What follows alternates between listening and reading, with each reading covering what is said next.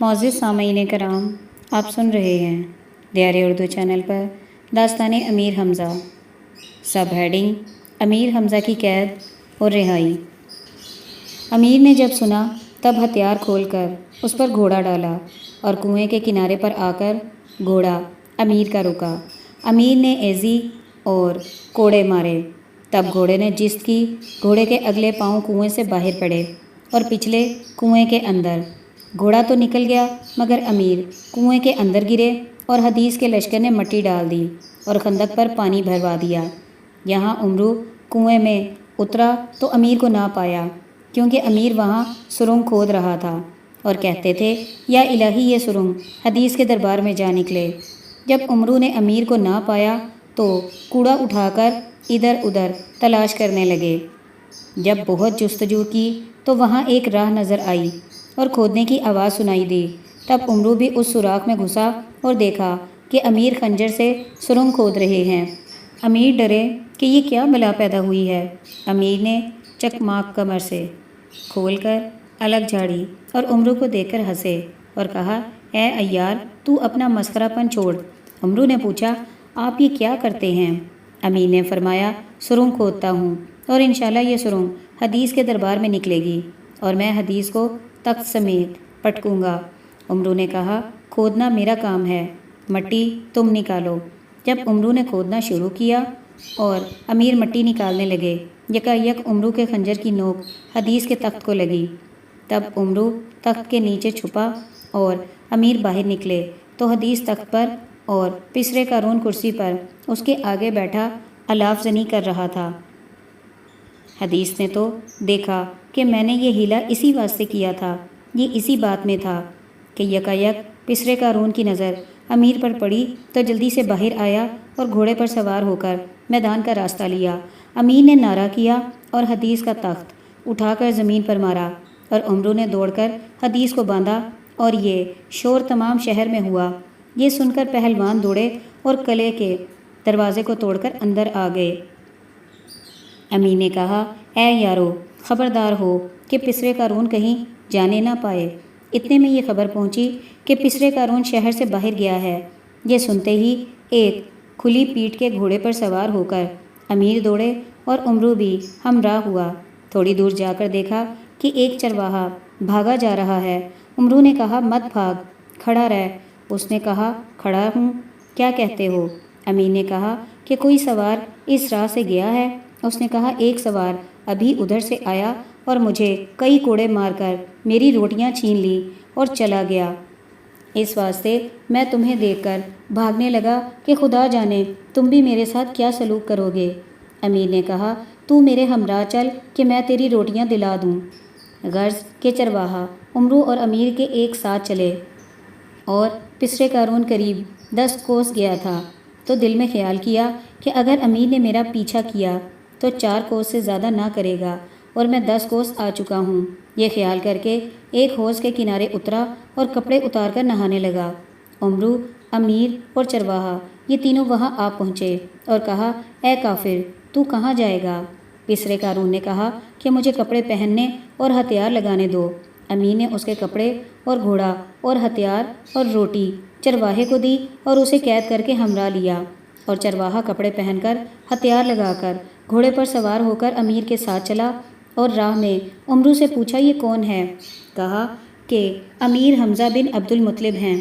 تب چرواہا دوڑ کر امیر کے پاؤں پر گرا۔ تب امیر نے پوچھا کہ کیا چاہتا ہے؟ عرض کیا کہ میں گاؤں کے ایک پٹیل کی بیٹی پر عاشق ہوں، لیکن جب وہاں جاتا ہوں تو پٹیل کے نوکر مجھے مارتے ہیں۔ امیر نے کہا کہ تو اس پٹیل کے گھر کا راستہ بتا دے۔ اس نے امیر کو پٹیل کے گھر کا راستہ بتا دیا۔ جب امیر اس پٹیل کے گھر گئے تو پیچھے پیچھے یہ آپ بھی آ گیا۔ اس بستی کے لوگ اس کو اس حال میں دیکھ کر متعجب ہوئے۔ پٹیل کو امیر کے آنے کی خبر دی گئی۔ پٹیل باہر آیا۔ امیر نے فرمایا کہ تو اپنی بیٹی اس چرواہے کو دے۔ اس نے اپنی بیٹی چرواہے کو دی۔ امیر نے عمرو سے کہا کہ جا کر لشکر یہاں لے آؤ۔ القصہ عمرو جا کر تمام لشکر کو وہاں لایا اور وہاں خیمہ برپا کیا۔ پھر امیر نے اپنے سپاہیوں کو کہا کہ حدیث کو حاضر کرو۔ بموجب حکم کے حدیث کو حاضر کیا۔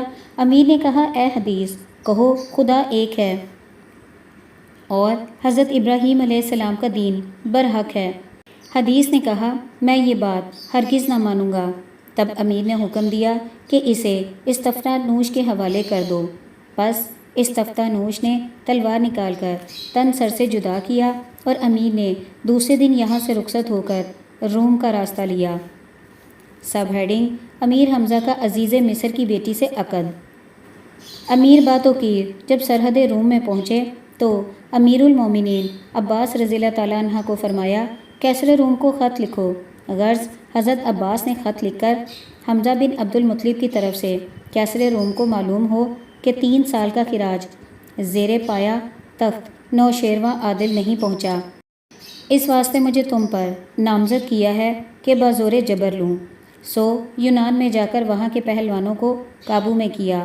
اب تیرے شہر میں آیا ہوں اور تجھے خبر کرتا ہوں کہ بادشاہ ہفتہ کشور کا یہ حکم ہے کہ 3 برس کا خراج اپنی گردن پر لے کر حاضر ہو، ورنہ جو حال حدیث کا ہوا ہے وہی تمہارا ہوگا۔ جب یہ نامہ مرتب ہوا تو عمرو بن امیہ کے حوالے کیا گیا اور عمرو نامہ لے کر کیسر روم کے دربار میں گیا اور کہا کیسر روم کو خبر دو کہ قاصد امیر حمزہ کا آیا ہے۔ دربان دوڑے کیسر روم کو خبر دی۔ کیسر نے حکم دیا کہ اسے بلاؤ۔ بموجب حکم کیسر عمرو کو بلایا اور عمرو نے خط حمزہ کا کیسر کے روبرو پیش کیا۔ کیسر روم نے پھاڑ کر پھینکا۔ تب عمرو نے کہا اے کافر تیری مجال ہے کہ امیر نامہ پھاڑ دے۔ تب کیسر روم نے کہا اس مسخرے کو پکڑ لو۔ کیسر کے حکم سے چوبدار دوڑے۔ تب عمرو نے خنجر نکالا اور کود کر دربار سے باہر نکلا اور اپنے لشکر میں آ کر امیر کے روبرو تمام حقیقت بیان کی۔ دوسرے روز کیسر روم 10 لاکھ سوار سے میدان میں آیا۔ تب جاسوسوں نے جا کر امیر کو دعا دی اور کہا عمر دراز ہو شہر یار عالم کی۔ کیسر روم نکارہ بجوا کر خود میدان میں آیا۔ تب امیر نے فرمایا کہ ہمارے لشکر میں جا کر حکم دو کہ وہ بھی نکارہ لڑائی کا بجوا کر میدان میں جائیں۔ جب دونوں لشکر میدان میں گئے اور صف آراستہ ہو چکی تو نقیبوں نے پکارا کہ کون مرد ہے جو میدان میں آ کر اپنا اور اپنے باپ دادا کا نام روشن کرے۔ اتنے میں کیسر کے لشکر سے استقلان پہلوان نکلا اور میدان میں آ کر نعرہ کیا کہ جس کو آرزوئے مرگ ہے وہ میدان میں آئے۔ تب استفتیٰ نوش امیر سے رخصت ہو کر میدان میں آیا۔ تب استقلان نے پوچھا تجھے کیا ہوا تھا کہ تو نے چچا کو مارا اور عرب کی غلامی کا حلقہ اپنے کان میں ڈالا؟ استفتیٰ نوش نے جواب دیا کہ میرا چچا مسلمان نہ ہوا اس لیے میں نے اسے مارا اور حلقہ غلامی کا اس واسطے کان میں ڈالا کہ حمزہ سے کوئی پہلوان بڑا نہیں ہے اور اس عرب غلامی کا مجھے کیا عیب ہے بلکہ فخر ہے۔ تب استقلان نے کہا کہ اے استفتیٰ نوش تو نے اپنے باپ دادا کا نام کھویا ہے۔ جواب دیا کہ مجھے اس سے کیا کام ہے، اگر لڑنے کو آیا ہے تو جو ضرب رکھتا ہے لا۔ استقلان نے گرز اٹھایا اور استفتیٰ نوش نے بھی ادھر گرز آزمایا۔ غرض دونوں پہلوانوں کو لڑتے لڑتے شام ہوئی اور آفتاب بحر فلک میں غرق ہوا۔ تو اس وقت دونوں پہلوانوں نے تلواریں نکالیں لیکن نہ اسے فتح ہوئی نہ ظفر۔ آخر کار دونوں لشکر اپنے اپنے مقاموں میں آرام پذیر ہوئے۔ جب دوسرا روز ہوا تب استقلان رومی آیا اور نعرہ کیا کہ اے عرب اگر مرد ہے تو میدان میں آ کر تجھ سے دست بوسی کروں گا۔ جب امیر نے یہ آواز سنی تو آپ ہتھیار لگائے اور خنک مہتر اسحاق پر سوار ہوئے۔ استقلان نے کہا اے پست قد تو کون ہے؟ میں نے امیر حمزہ کو بلایا ہے، تو کیوں آیا ہے؟ امیر نے فرمایا کہ میں نے اس قد و قامت خدا داد سے ساری دنیا کے پہلوانوں کو زیر کر کے ان کے کانوں میں غلامی کے حلقے ڈالے ہیں اور تمام دنیا میں پہلوانی کا شہرہ حاصل کیا ہے۔ میں ہی حمزہ بن عبد المطلب ہوں۔ اس پر استقلان نے کہا کہ شاید تو جادوگر ہے جو اس قد میں تمام دنیا کو زیر کیا ہے۔ امیر نے فرمایا کہ جادوگروں پر خدا کی لعنت کرتا ہوں، صرف اللہ تعالیٰ ہی نے امیر کو جادوگروں اور کافروں کو مارنے کا حکم دیا ہے اور یہ طاقت بخشی ہے کہ ان پر فتح پاؤں۔ اور بولے جو تو ضرب رکھتا ہے وہ لا۔ استقلان نے گرز کو اور امیر نے سپر کو اٹھایا۔ عمرو نے عربی زبان میں کہا کہ کیسر روم کے 10 لاکھ جوان ہیں، خدا جانے ان میں کتنے پہلوان ہیں۔ اگر آپ 2-2 یا 3-3 سے لڑیں تو بھی بر نہیں آئیں اور ملک بھی فتح نہ ہوگا۔ امیر نے فرمایا، خدا کی قدرت کا تماشا دیکھ کہ کیا ہوتا ہے۔ القصہ استقلان نے غرز امیر پر ماری تو حمزہ نے سپر سے اسے روکا اور پھرتے وقت ہاتھ بڑھا کر اس کی کمر کی دوال پکڑی اور رکاب سے پاؤں نکال کر اس کے گھوڑے کو ایسی لات ماری کہ استقلان کے نیچے سے گھوڑا نکلا کہ 20 قدم دور جا پڑا۔ امیر نے نعرہ مار کر استقلان کو اٹھایا اور سر پر پھرایا، پھر زمین پر پٹکا۔ امرو نے دوڑ کر اسے باندھا اور اپنے لشکر میں جا پہنچا۔ استقلان کے چھوٹے بھائی کا نام بھی استقلان تھا۔ اس نے جب اپنے بھائی کو باندھا دیکھا تو تلوار کھینچ کر امیر پر دوڑا۔ امیر نے ایک ہاتھ سے اس کی تلوار روکی اور دوسرے ہاتھ سے اس کی گردن پر مکہ مارا کہ وہ گھوڑے پر سے زمین پر گرا اور بے ہوش ہو گیا۔ امرو نے اسے بھی باندھا۔ جب کیسر روم نے یہ حال دیکھا تو پکارا کہ اس عرب کو مل کر مارو۔ تمام لشکر نے چاروں طرف سے یک بارگی حملہ کیا۔ امیر نے بھی ہاتھ میں تلوار لی اور لشکر میں جیسے شیر بکریوں کے ریوڑ میں آتا ہے گھس گئے۔ تلوار جس کے سر پر مارتے تھے تو لاش زمین کے نیچے اترتی تھی، اور اپنے تمام لشکر میں حکم دیا کہ ہمارے کہے بغیر کوئی نہ آئے۔ القصہ 4 گھڑی تک سپاہ روم کی امیر سے لڑی، آخر شکست پائی۔ جب امیر نے دیکھا کہ تمام رومی بھاگ رہے ہیں تب اپنے لشکر کو آواز دی کہ ان کافروں کو مارو، یہ یہاں سے جانے نہ پائیں۔ یہ سنتے ہی پہلوان لشکر امیر نے گھوڑے اٹھائے اور دوڑے اور رومیوں کے لشکر میں گھس کر کافروں کو مارنے لگے۔ اور امرو و مادی کرب جو حمزہ کے لشکر کا بڑا سردار تھا، جب لڑتا ہوا کیسر روم کے پاس پہنچا تو نعرہ کر کے اس کے گلے میں کمند ڈالی اور کھینچ کر زمین پر پچھاڑا اور باندھ کر امیر کے پاس لایا۔ امیر نے جب کیسر روم کو دیکھا تو مادی کرب پر بہت آفرین کی اور خلعت دیا، اور طبلِ شادیانہ بجاتے ہوئے لشکر میں آئے اور پہلوانوں کی کرسی پر بیٹھے اور فرمایا، کیسر روم بما پہلوانوں کو لاؤ۔ تب بموجب حکم حاضر کیا۔ امیر نے فرمایا کہ ان کے بند کھول دو اور ان کے کانوں میں غلامی کے حلقے ڈالو۔ پس امیر کے ارشاد کے بموجب ویسا ہی کیا گیا۔ پھر کیسر روم کو خلعت شاہانہ پہنایا اور دوستان پہلوانوں کو بھی خلعتیں دے کر بہت مہربانی فرمائی۔ پس کیسر روم نے امیر کی یہ نوازش دیکھ کر شادمانی کی اور بما پہلوانان عرب کی دعوت کی اور اپنے گھر کو لے گیا اور شرائط مہمانداری بجا لایا اور 3 برس کا خراج ادا کیا۔ اس کے بعد حمزہ نے مقبل سے فرمایا کہ روم اور یونان کا 3 سال کا محصول تو نوشیروان کے پاس لے جا اور میں مصر کا مال لے کر آتا ہوں۔